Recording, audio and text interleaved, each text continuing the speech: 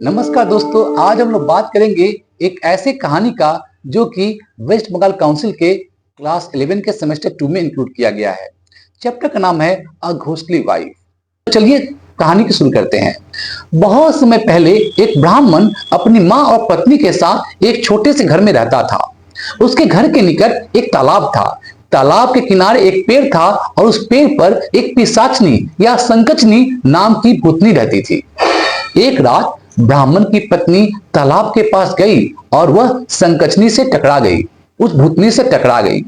पिशाचनी क्रोधित होकर के ब्राह्मण को पत्नी को पकड़ लिया, पकड़कर उस पेड़ की गुफा में बंद कर दिया। तब उस भूतनी ने उस औरत का रूप धारण कर ब्राह्मण घर में प्रवेश कर गई।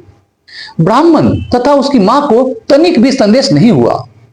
अगले दिन ब्राह्मण की मां को अपनी बहू में बदलाव महसूस हुआ, क्योंकि उसकी बहू बहुत कमजोर होने के कारण हर काम धीरे धीरे करती थी, लेकिन आज तो उसकी चुस्ती फुर्ती देखने ही बनती थी।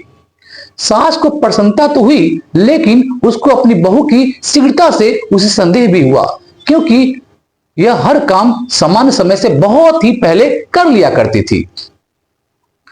अब सास ने बहू पर नजर रखना शुरू कर दिया। अब सास ने बहू पर नजर रखना शुरू किया। सास ने देखा कि उसकी बहू कोई भी सामान लेने दूसरे कमरे में नहीं जाती थी, बल्कि अपने हाथ को बढ़ाकर उठा लेती थी। भूतनी जब चाहे अपने शरीर के किसी भी अंग को बढ़ा या घटा सकते हैं। ब्राह्मण की पत्नी के रूप में वह भूतनी भी ऐसा ही करती थी, जिसे उसकी सास ने देख लिया।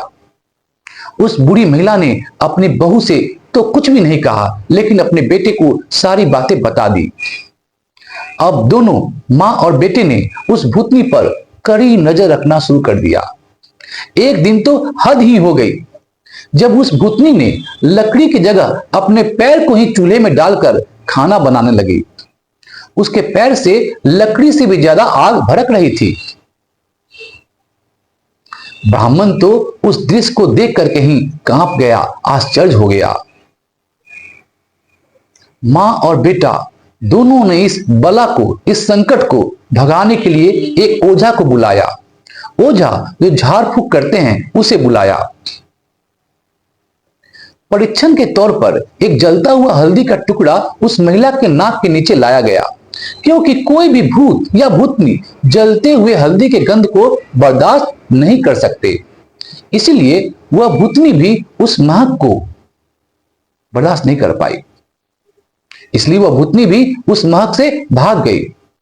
अब यह तो क्लियर हो गया कि वह औरत या तो भूतनी है या उसके ब्राह्मण की पत्नी के शरीर में प्रवेश कर ली है।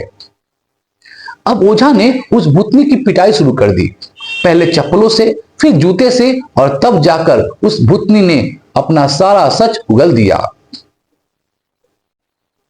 ओझा ने अपने मंत्र से और झाड़ फूंक से उस भूतनी को अपने वश में किया और ब्राह्मण की पत्नी को उस पिशाचनी से कैद और प्रभाव से मुक्त कराया।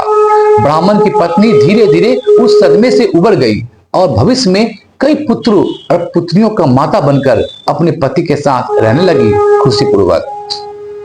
दोस्तों, आज हमने अ घोस्टली वाइफ कहानी की चर्चा की है। यह वीडियो आपको कैसा लगा हमें कमेंट करके बताएं और हमारे चैनल को सब्सक्राइब भी जरूर करें, ताकि ऐसे ही एजुकेशनल वीडियो हम लाते रहें। धन्यवाद। जय हिंद।